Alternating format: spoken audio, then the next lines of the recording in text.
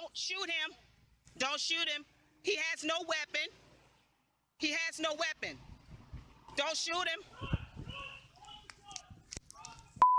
Don't shoot him. Don't shoot him. He didn't do anything. He doesn't have a gun. He has a TBI. He's not going to do anything to you guys. He just took his medicine. Keith, don't let them break the windows. Come on out the car. Keith, don't do it. Keith, get out the car. Keith, don't you do it. Don't you do it. Keith, don't you do it. You've seen this video. What does it tell you? Well, I'll tell you this. That video really gives us another angle, and it gives us more information than what we've had before. It is what public has been asking for, but it comes from the family. So I think what's going to be critically important here is that hopefully the city will release their video from what was gathered from police cameras.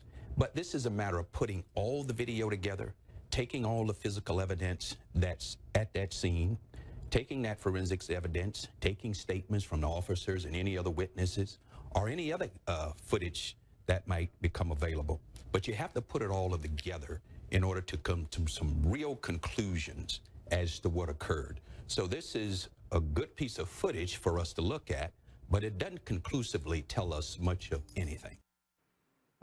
Please welcome our franchisee from Atlanta, Georgia, Wendy Johnson.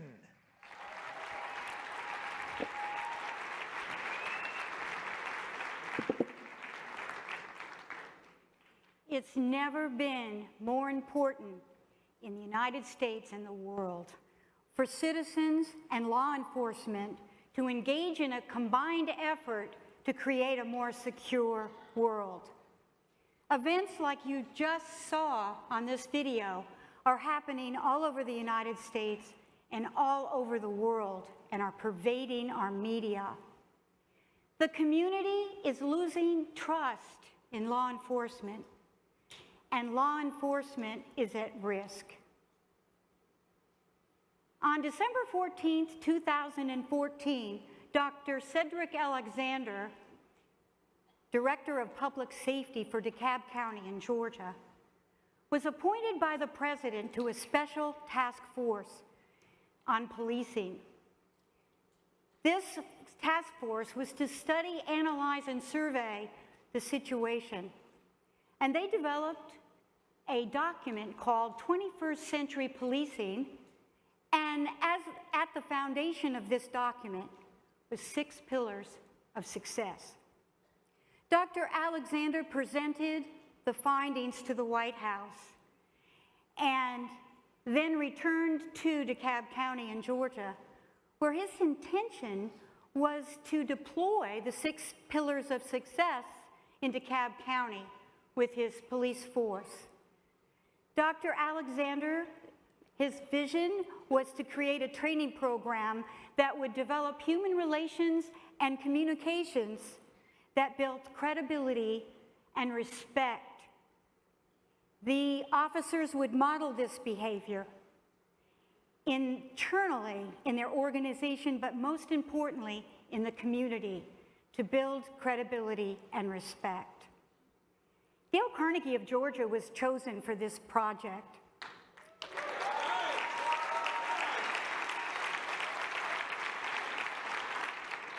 Ursel Charles, Rod Eckert, and I studied the 21st Century document, the 6 Pillars of Success, interviewed executives in DeKalb County and officers of all diverse backgrounds, and developed a 2-day program for leadership called Developing a Leadership Presence, demonstrating the 6 Pillars of Success. This program was delivered to 85 senior command level officers and captains in the DeKalb County Police Force with great success. These officers are modeling this behavior in the community, building credibility and respect. Dr. Alexander is a visionary, and he's a visionary that executes, as you can tell. He He is currently the Chief Operating Officer of Public Safety for DeKalb County. He oversees over 700,000 citizens in the county. He's over fire, over police, over the medical examiner's office, over animal services and 911. Prior to that, Dr. Alexander was Federal Director of Safety for Dallas-Fort Worth International Airport, protecting over 60 million passengers per year. He's held positions of Deputy Commissioner of Justice in Albany, New York, and Chief of Police for Rochester, New York. Dr. Alexander holds his doctoral degree in clinical psychology. He is the current past president of the National Organization of Black Law Enforcement. He is a CNN expert on law enforcement, and you will see him frequently on CNN, ABC, CBS, CNBC. Dr. Alexander has just completed his first book called The New Guardians, which chronicles his life in law enforcement with his own perspective. It is my distinct pleasure that I introduce Dr. Cedric Alexander to give you his perspective on policing and Dale Carnegie.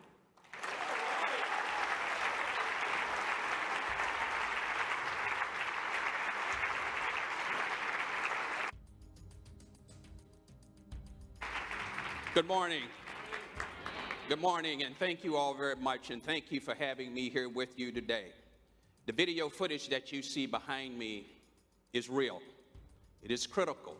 We're at a very different place in American history and a very different place around this globe in terms of building relationships between police and community and military and community. There's a responsibility that I know that I have as a law enforcement executive and have been for the last 40 years being in this profession. And seeing this profession go from where it has been to where we are today, in some ways has been great, and in many ways have been very challenging to us in this profession. Across the United States, we have over 800,000 law enforcement executives, or should I say police officers. And we have well over 17,000 police departments. That's in this country alone. And that doesn't speak to the number of military countries that oversees their citizens through military and or through police. So regardless of where we are on the globe, where we reside or where we exist, there is something that is going on in our environment that is creating a sense of concern and a pause that is critical to the very public safety of our communities. And when we think about ourselves within the context of our communities, regardless of where we come from, one thing that we know is that we all want to be safe. We all want to feel that we're part of a community that is meaningful to us, whether we're in North America, South America, in Asia, in Europe. We want to feel that we're safe within the confines of our homes, our towns, our villages, our states. But we all challenged by things that goes beyond where we are, or things that we feel we have some control over. This is a global issue that we're talking about. This is just not an issue that is situated here in this country.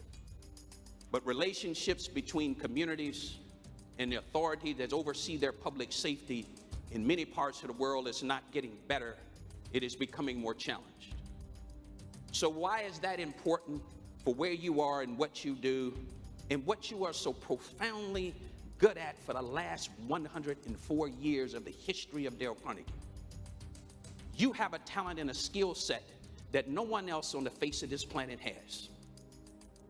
You have the ability to change the world in which we see it, in which we all would like to live in it. So you ask yourself, well, what is that? What can I do from where I am in my part of the world? If you go back and you look at the principles of Dale Carnegie, they are so much in place and so important to where we are in our environment across this world today. All of the principles, and I've read them over and over and over. It is almost as if Dale Carnegie knew that this day would come within the history of this world, that Dale Carnegie and associates would play such a tremendous role in helping to shape and develop and change the attitudes and help us to learn how to better provide service to the communities in which we give public safety.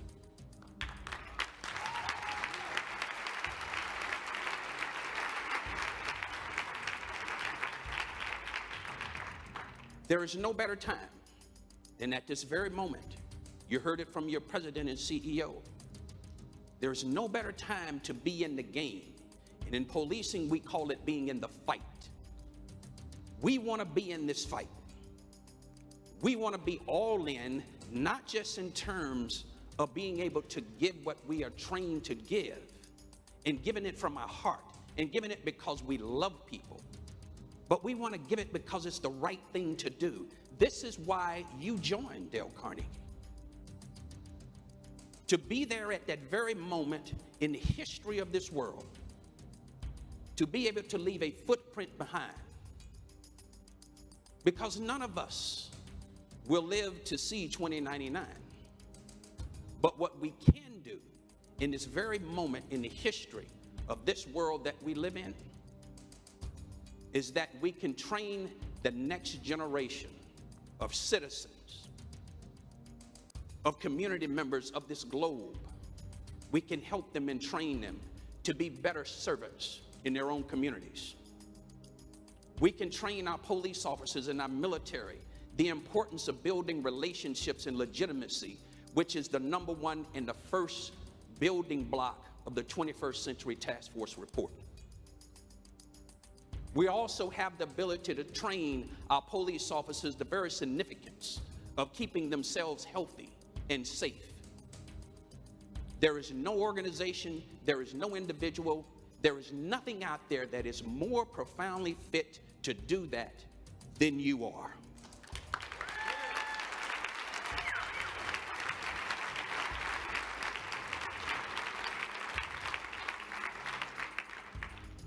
Having had the opportunity to serve on the President's task force, and will continue with the job that so many of us across this great country are doing, right here in the United States. Police chiefs and executives just like myself have adopted the 21st Century Task Force report. When I went to the Georgia office of Dale Carnegie at the beginning of the year and met Wendy and met Ursel and met others, what I said to them, I was very pointed and clear about. I need to be able to take this document and make it come alive. There's certain things that I can say as a boss and an executive, but there's certain things that I don't have the expertise to do. And that is to take this document and turn it into something that will come alive and teach the men and women who are in leadership position in my department of over 1,000 officers how to better go out and serve the community. So the incidents that we see on these videos are lessened. So the opportunities that we will have to create and build relationships, which is going to be overall for our entire country, for our entire nation, and for the world, it's going to benefit us. We can no longer stand back and read the news about these events that are taking place around the globe. When we, all of us who are in this room, reside in a nation or a country or a village or a city somewhere where we can make an impact. An impact through your training, an impact based on your principles, an impact based on the fact that you have rebooted your brand and you're implementing and introducing a brand now to the world in which you are saying to the world, we want to be part of change. We want to have effect upon our communities. It's an opportunity that you cannot deny, and it's an opportunity that will grow your business, it will grow your country, it will grow your neighborhood, it will grow your families, and it will grow your spirit and your love for people.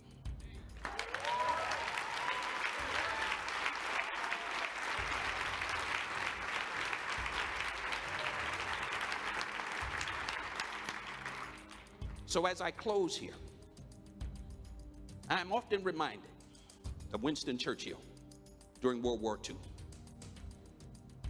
The Germans were bombing the hell out of the Brits.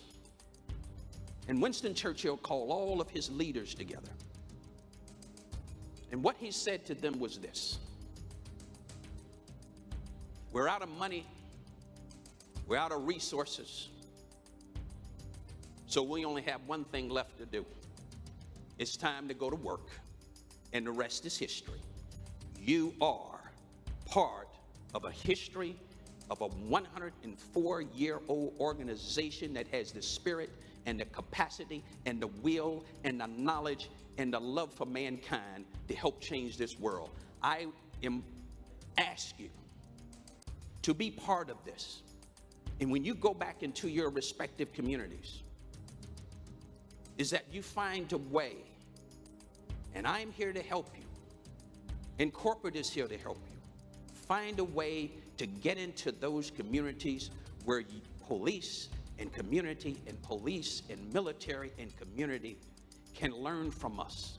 We have so much to offer, but we no longer have the time to sit back for someone else to do it. There's no one else can do it that is as great and powerful and wonderful as you are. God bless you. Thank you very much. Thank you. Thank you.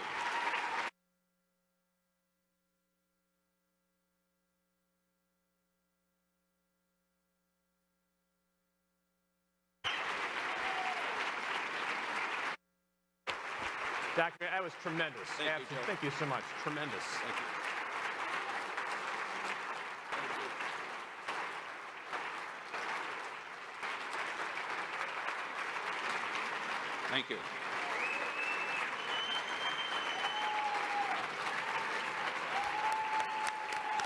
Thank you.